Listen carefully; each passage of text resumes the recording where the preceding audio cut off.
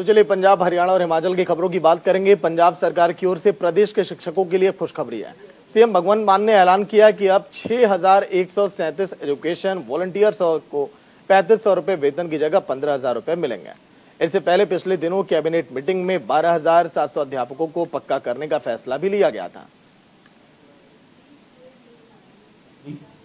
पिछले दिनी कैबिनेट दे विच ये फैसला लिया सी कि असीं उन्हां सारे अध्यापकों को पक्के करन जा रहे हैं जिन्हां ने 10 साल तो वध नौकरी कर ली, ਜਾਂ कई 10 साल वाला कैप भी हटाता सी कि जिन्हां ने कोई किसी की 5-6 महीने घट भी है, ਜਾਂ कोई वो कैटेगरी है जी वो सारिਆਂ ਨੂੰ ਅਸੀਂ ਜਿਹੜੇ पक्के करन जा रहे हैं। 6337 एजुकेशन वलंटियर, इन्हां विच 2 कैटेगरीज ने।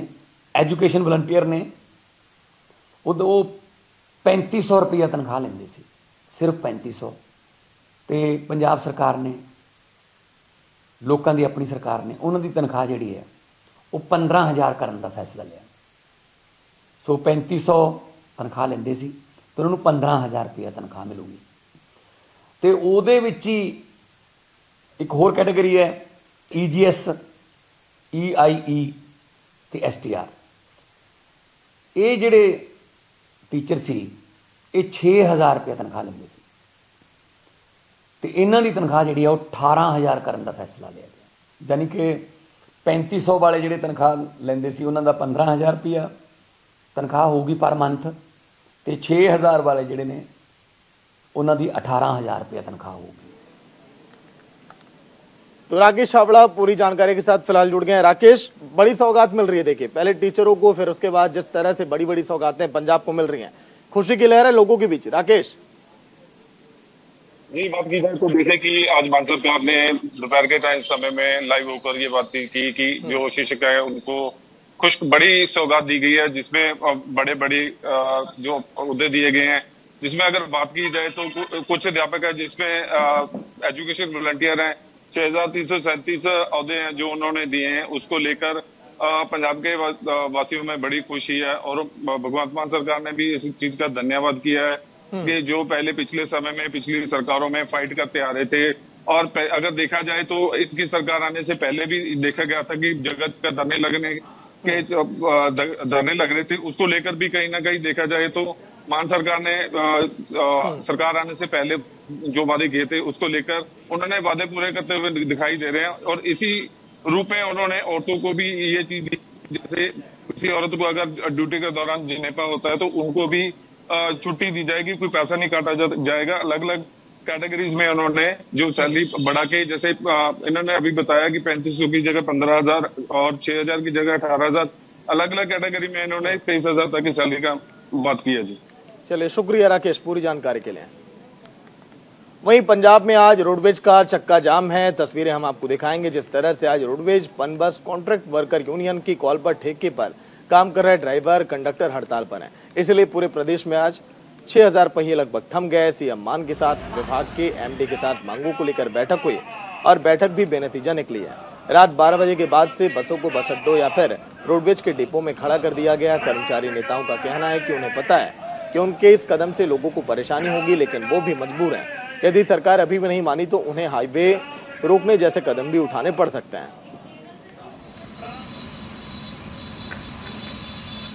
पहलों 10 साल अकाली बीजेपी सरकार रही, उस तो बाद 5 साल कांग्रेस लारे लागी, ते असीं बड़े जोर शोर नाल सोचिया सी भी शायद ये आंदे सी एक मौका सानू दो, असीं बदलाव करांगे।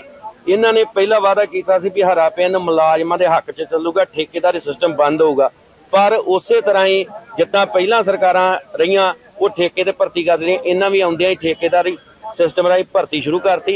हड़ताल का मेन मुख्य कारण भी साडे एक तां कच्चे मुलाजम जिहड़े 3-3 4-4 साल तो फारग किए हुए आ, उन्होंने तुरंत बहाल किया जाए। और साडियां छोटियां मंगां सी, जिद्दां टीए दी ला लो, जिद्दां साडी 5% सालाना इन्हां ने पिछले साल सानू 9वें महीने दे विच देनी सी, सरकार ने मन्निया सीगा, सरकार ने दित्ती, कैप्टन सरकार सानू दे के गई सी। पर जदों ये सरकार आई, इस सरकार ने लागू नहीं किया। असीं बार-बार मीटिंगां करदे रहे प्रशासन दे नाल, पर साडी किसी ने सुनवाई की।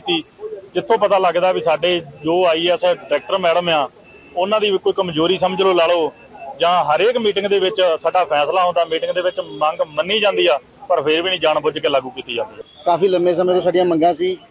ਕਿਹੜੀ ਮੰਗ ਸੀ? ਜਲੰਧਰ ਵਿੱਚ ਜਦੋਂ ਜਿਮਨੀ ਚੋਣ ਹੋਈ ਸੀ, ਸਾਡੀ ਮੁੱਖ ਮੰਤਰੀ ਵੱਲ 2 ਵਾਰ ਮੀਟਿੰਗ ਹੋ ਚੁੱਕੀ ਆ। ਉਹਨਾਂ ਨੇ ਸਾਨੂੰ ਭਰੋਸਾ ਦਿੱਤਾ ਸੀ ਜਿਮਨੀ ਚੋਣ ਦੇ ਬਾਅਦ 'ਚ ਨਿਬੜਦਿਆਂ ਸਾਰੀ ਤੁਹਾਡਾ ਹੱਲ ਕੀਤਾ ਜਾਊਗਾ। ਸਾਡੀ ਪਹਿਲੀ ਮੰਗ ਸੀ ਬਰਾਬਰ ਕੰਮ ਬਰਾਬਰ ਤਨਖਾਹ ਦਿੱਤੀ ਜਾਵੇ ਸਾਨੂੰ। दूसरी साडी ਜਿਹੜੇ ਸਾਡੇ ਮੁਲਾਜ਼ਮ ਘਰਾਂ 'ਚ बैठे हैं काफ़ी लंबे समय ਤੋਂ रिपोर्टां निक्के कंडीशन। वहीं मोगा में पिछले साल की तरह इस साल भी जगन्नाथ यात्रा निकाली गई। इस मौके पर नामचीन हस्तियों ने हिस्सा लिया। मोगा के वासियों में भी भारी उत्साह दिखाई दिया। वहीं सोनू सूद की बहन मालविका सूद सच्चर ने भी मुख्य तौर पर वहां हिस्सा लिया और मीडिया से बात करते हुए कहा कि इस बार पिछली साल से भी ज्यादा लोगों में उत्साह है और लोग बाहर से भी आकर इस यात्रा में हिस्सा ले रहे हैं। लोगों से यात्रा में बढ़ चढ़कर हिस्सा लेने की अपील भी की गई।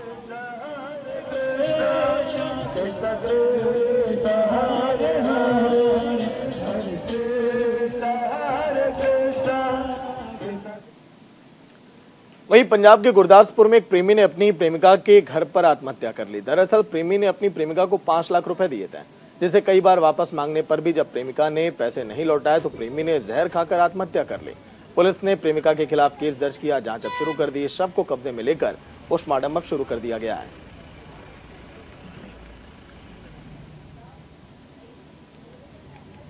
परमजीत को बसी गुरदासपुर हाजिर आए, जिन्हों ने अपना बयान दिता, जिन्हों ने बयान विच लिखाया है कि उन्होंने दे पति बलविंदर सिंह सन ऑफ पाल सिंह बसी गुरदासपुर, उन्हों का जिहड़ा पुराना पिंड है चंडीगढ़ वादी है, जो उन्हों की एक lady Baljit Kaur wife of Puran Singh Bassi Raipur नाल दोस्ती सी, जो दोस्ती होने कारण 2021 ਦੇ ਵਿੱਚ ਉਹਨਾਂ ਨੇ करीब 5 ਲੱਖ रुपए बलजीत कौर ਨੂੰ ਹੱਥੀਂ ਦਿੱਤੇ ਸੀ, जो बलजीत कौर ਹੁਣ ਪੈਸੇ ਮੰਗਣ ਤੇ ਉਹਨਾਂ ਨੂੰ नहीं दे रही ਸੀ, जिस करके बलविंदर सिंह ने ਉਹਦੇ ਘਰ ਆ ਕੇ कोई जहरीली चीज़ खा के उसकी मौत हो गई है, जिस ते आपां 306 तहत मुकदमा दर्ज किया है।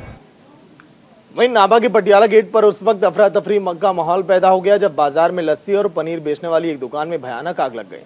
फायर ब्रिगेड की गाड़ियों ने बड़ी मुश्किल से आग पर काबू पाया। दुकान में रखा सामान भी जलकर राख हो गया। करीब 12 लाख का नुकसान वहां पर बताया जा रहा है। हालांकि बगल की दुकानें बच गई। दुकान के ऊपर एक बड़ा रेस्टोरेंट भी था। अगर मौके पर आग पर काबू नहीं पाया जाता तो अगल बगल की दुकानों और रेस्टोरेंट को भी काफी नुकसान हो सकता था।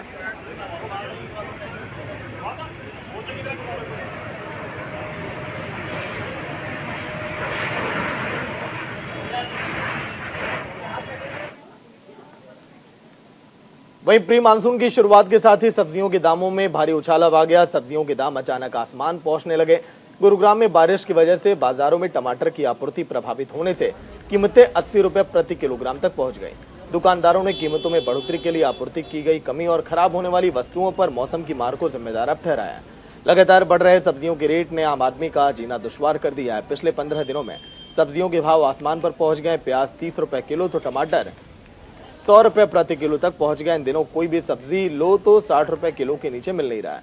प्याज और टमाटर के लगातार भाव बढ़ने से सब्जियों के दामों में लगातार उछाल देखा जा रहा है।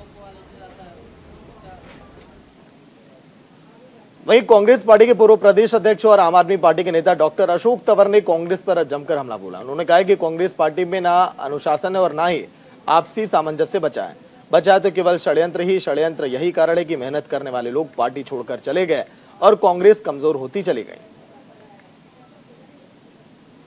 24 में मुझे तो नहीं लगता कि कोई बदलाव, क्योंकि जहां आपस में लड़ते हो, जमीन पे काम ना करते हो, जहां षड्यंत्र चलते हो, तो ऐसे में जो मेहनत करने वाले लोग हैं उनको दरकिनार किया जाता हो, ऐसे में बहुत लोग तो छोड़ के आने वाले समय में मैं तो इतना ही बदलाव देख रहा हूँ कि ये जो कुनबा है ये और घटेगा, कांग्रेस और कमजोर होगी। वहीं साल 2024 के लोकसभा चुनाव के लिए बीजेपी ने तैयारियां अब शुरू कर दी हैं। पीएम मोदी ने भोपाल से देश भर के बूथ कार्यकर्ताओं को संबोधित किया। हिमाचल में भी इस कार्यक्रम का आयोजन किया गया। हिमाचल में बीजेपी की ओर से हर बूथ में यह कार्यक्रम सुना गया। कार्यक्रम में बीजेपी के राष्ट्रीय अध्यक्ष जेपी नड्डा भी शामिल हुए। मेरा बूथ सबसे मजबूत कार्यक्रम के जरिए बीजेपी के आला नेता कार्यकर्ताओं में जोश भरने का काम कर रहे हैं। वहीं मंडी के सुंदर नगर में भी बीजेपी कार्यकर्ताओं ने वहां पर मौजूदगी अपनी जाहिर की। उत्तर प्रदेश के भोपाल में आयोजित मेरा बूथ सबसे मजबूत संवाद कार्यक्रम भारतीय जनता पार्टी सुंदरनगर मंडल के सभी प्रमुख कार्यकर्ताओं ने यहाँ शिव मंदिर कालीबाड़ी के हॉल में सब लोगों ने सुना।